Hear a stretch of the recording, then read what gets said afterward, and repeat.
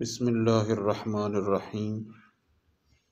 حضرت انس بن مالک رضی اللہ تعالیٰ عنہ سے مروی ہے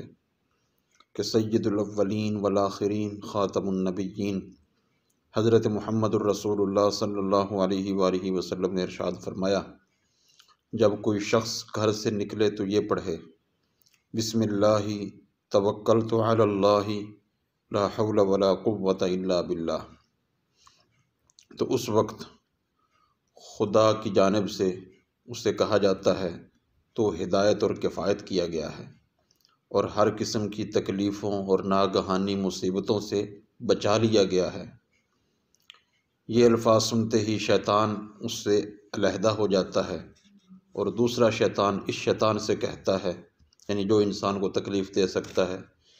اس شیطان سے کہتا ہے کہ اب تیرا ایسے آدمی پر کیسے قبضہ ہو سکتا ہے جس سے ہر ہدایت اور کفایت بھی مل گئی، یعنی اس کے لیے اللہ کافی ہو گیا اور ہر مصیبت اور پریشانی سے اسے امان بھی مل گئی۔ سنن ابو داؤد حدیث نمبر 5095۔